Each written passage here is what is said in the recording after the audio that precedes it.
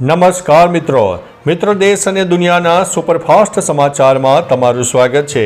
રાજકોટથી સૌથી મોટા સમાચાર। દિવાળી માટે 100 એક્સ્ટ્રા બસો દોડતી થઈ। દિવાળીમાં મુસાફરોની ભારે ભીડને ધ્યાનમાં રાખીને રાજકોટ એસટી વિભાગે 100 એક્સ્ટ્રા બસો દોડાવવાનું આયોજન કર્યું છે। રાજકોટ, મોરબી અને સુરેન્દ્રનગર જિલ્લામાંથી દોડતી કુલ બસોની સંખ્યા 550થી વધી છે। રાજકોટથી અમદાવાદ, વડોદરા, દાહોદ, ભુજ, જૂનાગઢ સહિતના સ્થળોએ આ વધારાની બસોનું સંચાલન શરૂ થયું છે। દૈનિક મુસાફરો 30,000 અને દૈનિક આવક 70 લાખ થવાનો અંદાજ છે। મિત્રો, અન્ય મહત્વના સમાચારની વાત કરીએ તો જૂનાગઢમાં ટીડીઓ ઉપર ભ્રષ્ટાચારના આક્ષેપ। જૂનાગઢમાં તાલુકા વિકાસ અધિકારી પર ભ્રષ્ટાચારના આક્ષેપ સાથે એક ઓડિયો વાયરલ થયો છે। આ ઓડિયોમાં ટીડીઓ અને ઈવનગર વિસ્તરણ અધિકારી વચ્ચે વાતચીત થઈ હતી। નીચા ભાવના ટેન્ડરને રદ કરીને ઊંચા ભાવે કામ આપવાનું દબાણ કરવાનો આરોપ છે। ઈવનગર ગામના ઉપસરપંચ પરેશ ભૂતે ટીડીઓ પર ગંભીર આક્ષેપ કર્યા છે। કહ્યું છે કે ટીડીઓ સરપંચોને ભ્રષ્ટાચાર કરવાનું શીખવે છે અને માનીતા લોકોને ઊંચા ભાવે કામ આપીને ભ્રષ્ટાચાર કરે છે। મિત્રો, અન્ય મહત્વના સમાચારની વાત કરીએ તો મંત્રીમંડળના વિસ્તરણને લઈને સૌથી મોટા સમાચાર। મંત્રીમંડળના વિસ્તરણને લઈને મોટા સમાચાર સામે આવ્યા છે અને સામે આવેલી માહિતી અનુસાર 17 ઓક્ટોબરે મંત્રીમંડળના વિસ્તરણની શક્યતા છે। વાઘ બારસે નવા મંત્રીમંડળનું વિસ્તરણ થાય તેવી શક્યતા છે। આ ઉપરાંત રાજ્યના રાજ્યપાલ હાલ હરિયાણાના પ્રવાસે હતા। હવે માહિતી સામે આવી છે કે રાજ્યપાલ આચાર્ય દેવવ્રત મોડી રાત્રે અથવા તો આજે સવારે પરત આવી જશે અને તેઓ સીએમ સાથે ગુપ્ત મુલાકાત પણ કરી શકે છે। મિત્રો, અન્ય મહત્વના સમાચારની વાત કરીએ તો સૌથી મોટા સમાચાર। ગુજરાતના રાજકારણને લઈને મોટા સમાચાર સામે આવ્યા છે, જેમાં 17 ઓક્ટોબરે વાઘ બારસના દિવસે નવા મંત્રીઓની શપથવિધિ યોજાશે। એમાં ખાસ કરીને ઘણા મંત્રીઓની છેલ્લી બેઠક પણ હતી અને હવે રાજીનામા લેવાની પ્રોસિજર પણ કરવામાં આવી હતી। મિત્રો, અન્ય મહત્વના સમાચારની વાત કરીએ તો રેશન કાર્ડને લઈને મોટા સમાચાર સામે આવ્યા છે। ગુજરાતના અન્ન નાગરિક પુરવઠા વિભાગે પરિપત્ર જારી કરીને જણાવ્યું છે કે રેશન કાર્ડનો ઉપયોગ હવે રહેઠાણના પુરાવા તરીકે નહીં થઈ શકે। તેનો ઉપયોગ માત્ર વ્યાજબી ભાવની દુકાનો અને ગેસ કનેક્શન માટે માન્ય રહેશે। આ નિર્ણયથી રેશન કાર્ડના દુરુપયોગનો રોકવાનો હેતુ છે, જેથી તેનો મૂળ હેતુ અન્ન પુરવઠો સુનિશ્ચિત કરવા પૂરતો મર્યાદિત રહે। મિત્રો, અન્ય મહત્વના સમાચારની વાત કરીએ તો કચ્છમાં ભેદી ધડાકાથી લોકોમાં ભયનો માહોલ। ગાંધીધામ આદિપુર સંકુલમાં ભેદી ધડાકાથી લોકોમાં ભય ફેલાયો છે। ધડાકા સાથે ધરતી ધ્રુજી, જેના સીસીટીવી ફૂટેજોમાં લોકો ગભરાટમાં દોડતા પણ જોવા મળી રહ્યા છે।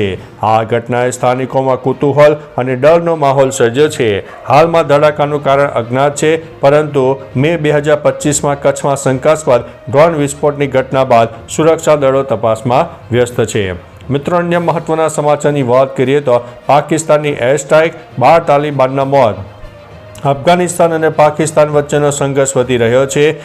ગઈકાલે સવારે 4 વાગ્યાની આસપાસ સ્પિન બોલ્ડક અને કુરમ જિલ્લામાં બંને દેશોની સેનાઓ વચ્ચે અથડામણ થઈ, જેમાં 12 તાલિબાન લડવૈયાઓ માર્યા ગયા છે અને 100થી વધુ ઘાયલ થયા છે। પાકિસ્તાની સેનાએ અફઘાની ચોકી પર હુમલો કર્યો અને ટેન્કોનો નાશ કર્યો હતો। બંને પક્ષો એકબીજાના સૈનિકોને મારી અને શસ્ત્રો અને ચોકીઓ કબજે કરવાનો દાવો કર્યો છે। મિત્રો, અન્ય મહત્વના સમાચારની વાત કરીએ તો કેદારનાથ ધામ પર બનશે રોપવે। હવે કેદારનાથની યાત્રા સરળ બનશે। અદાણી ગ્રુપ દ્વારા કેદારનાથ ધામ સુધી રોપવેની સુવિધા વિકસાવવામાં આવી રહી છે। અદાણી ગ્રુપના ચેરમેન ગૌતમ અદાણીએ ટ્વીટ કર્યું છે કે કેદારનાથ ધામ સુધી પહોંચવું મુશ્કેલ ચઢાણ હવે સરળ બનશે। અદાણી ગ્રુપ શ્રદ્ધાળુઓ માટે યાત્રાને સરળ અને સુરક્ષિત બનાવવા માટે આ રોપવે બનાવી રહ્યું છે। આ પવિત્ર પ્રયાસનો ભાગ બનવું અમારા માટે ગર્વની બાબત છે। જય બાબા કેદારનાથ।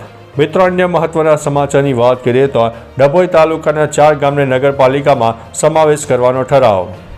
વડોદરાના ડભોઈ તાલુકાના વેગા, ગજાપુર, તરસાણા અને ટીમ્બી ગામોને નગરપાલિકામાં સામેલ કરવાના ડભોઈ નગરપાલિકાના ઠરાવ સામે ચારેય ગામના સરપંચ, સભ્યો અને મહિલાઓ સહિત મોટી સંખ્યામાં ગ્રામજનોએ વિરોધ પ્રદર્શન કર્યું હતું। ગઈકાલે એપીએમસી ગ્રાઉન્ડથી તાલુકા સેવા સદન સુધી ભાજપ સરકાર સામે સૂત્રોચ્ચાર કાઢીને રેલી કાઢવામાં આવી। આવેદનપત્ર લેવા માટે મામલતદારને બહાર આવવું પડ્યું હતું। મિત્રો, અન્ય મહત્વના સમાચારની વાત કરીએ તો લીંબડીમાં બોગસ ડોક્ટર ઝડપાયો। સુરેન્દ્રનગરની એસઓજી શાખાએ લીંબડીના રાણગઢ ગામમાંથી બોગસ ડોક્ટર હિંમત નાયકને ઝડપી પાડ્યો હતો. બાતમીના આધારે પાણસીણા પોલીસ અને મેડિકલ ઓફિસર ડોક્ટર હાર્દિક રાઠોડ સાથે રાખીને એસઓજીએ દરોડો પાડ્યો હતો. હિંમત નાયક પાસે એલોપેથી સારવારની કોઈ ડિગ્રી ન હતી, તેથી તેની પાસેથી 16,578ની એલોપેથી દવાઓ જપ્ત થઈ છે. પાણસીણા પોલીસે મેડિકલ પ્રેક્ટિશનર એક્ટ હેઠળ ગુનો નોંધીને તપાસ શરૂ કરી છે. મિત્રો, અન્ય મહત્વના સમાચારની વાત કરીએ તો ધનતેરસ પહેલાં ચાંદીએ તો ભારે કરી. દિવાળી અને ધનતેરસ પહેલાં ચાંદીના ભાવે ઐતિહાસિક ઉછાળો આવ્યો છે. પ્રથમ વખત 2 લાખ પ્રતિ કિલોની સપાટી વટાવી છે. 15 ઓક્ટોબર 2025ના રોજ મુંબઈના ઝવેરી બજારમાં આ ભાવે ખરીદદારો અને વેપારીઓમાં આશ્ચર્ય અને ગભરાટ ફેલાવ્યો છે. એક અઠવાડિયા પહેલાં 1.62 લાખ હતો, પરંતુ હવે વધતી માંગ અને ઘટતા પુરવઠાએ ભાવ વધાર્યા છે. ઇન્ડિયા બુલિયન જ્વેલર્સ એસોસિએશનના મતે માંગ અને પુરવઠાનું અસંતુલન ભાવ વધારો ચાલુ રહેવાનો છે. મિત્રો, અન્ય મહત્વના સમાચારની વાત કરીએ તો મુખ્યમંત્રી ફડણવીસ સમક્ષ નક્સલીઓએ આત્મસમર્પણ કર્યું. મહારાષ્ટ્રના ગઢચિરોલી જિલ્લામાં 60 નક્સલીઓ આત્મસમર્પણ કર્યું છે. ફડણવીસે ગઢચિરોલી પોલીસને 1 કરોડનું ઇનામ આપવાની જાહેરાત કરી છે. મુખ્યમંત્રીએ જણાવ્યું છે કે ગઢચિરોલીમાં માઓવાદનો અંત આવ્યો છે અને નક્સલવાદની કમર તૂટી ગઈ છે. મુખ્યમંત્રીએ કહ્યું છે કે કેન્દ્રીય ગૃહમંત્રી અમિત શાહના નેતૃત્વમાં માર્ચ 2026 સુધીમાં આ દેશમાં માઓવાદનો અંત લાવવાનો સંકલ્પ લેવામાં આવ્યો હતો. મિત્રો, અન્ય મહત્વના સમાચારની વાત કરીએ તો ગ્રીન ફટાકડા ખરેખર લીલા હોય છે. ગ્રીન ફટાકડા લીલા રંગના હોતા નથી, પરંતુ સામાન્ય ફટાકડાઓ કરતાં ઓછું પ્રદૂષણ અને ધુમાડો ઉત્સર્જિત કરે છે. આ પ્રકારના ફટાકડામાં ઓછી માત્રામાં ઝેરી તત્વો અને હાનિકારક ધાતુઓ ઉમેરાય છે, પરંતુ નિષ્ણાતોનું માનવું છે કે આ ફટાકડા કોઈ પણ રીતે સંપૂર્ણપણે પ્રદૂષણ મુક્ત તો નથી. ગ્રાહકો હવે QR કોડ સ્કેન કરીને ફટાકડાની પ્રામાણિકતા ચકાસી શકે છે. આ ફટાકડા કણોના પ્રદૂષણને 20 થી 30% ઓછું કરતા હોય છે. મિત્રો, અન્ય મહત્વના સમાચારની વાત કરીએ તો ગોપાલ ઇટાલિયાએ મહત્વનો નિર્ણય લીધો. ધારાસભ્ય ગોપાલ ઇટાલિયાએ મહત્વનો નિર્ણય લીધો છે. હળદર ગામે જે ખેડૂત પરિવારના ઘરમાં તોડફોડ થઈ છે તેને ધારાસભ્ય ગોપાલ ઇટાલિયાના પગારમાંથી મદદ કરવામાં આવશે એવો નિર્ણય જાહેર કર્યો છે.